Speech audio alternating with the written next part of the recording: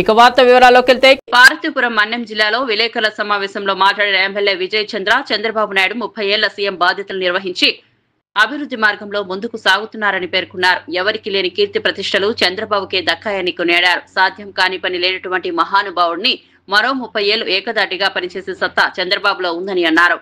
ఈ కార్యక్రమంలో అభిమానులు కార్యకర్తలు పెద్ద ఎత్తున పాల్గొన్నారు. అనే ఫీలింగ్ మీ అందరికి కలుగుతుంది.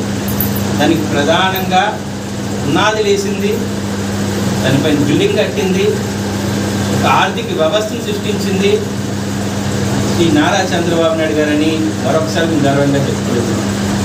ఎస్సీల కోసం ఉన్నయ కమిషన్ తీసుకొచ్చింది ఆయన, ఎస్సీల బాగుబాగుల కోసం సామాజిక న్యాయం తీసుకుంది ఆయన, బీసీని వెన్నుముఖంగా తీసుకుని పార్టీకి ఎప్పుడు బీసీలకి ప్రాధాన్యత ఇస్తుంది ఆయన.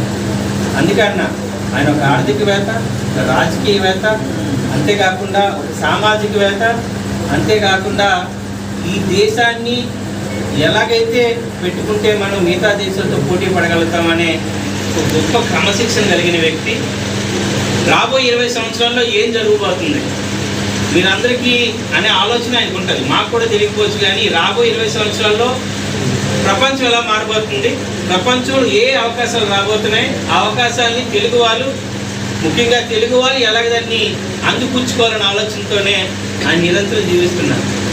ఇప్పుడు కూడా అమరావతిని ఒక అద్భుతమైన నగరంగా తీసుకురావడానికి కోసం నిరంతరం చంద్రబాబు నాయుడు గారు అలాగే లోకేష్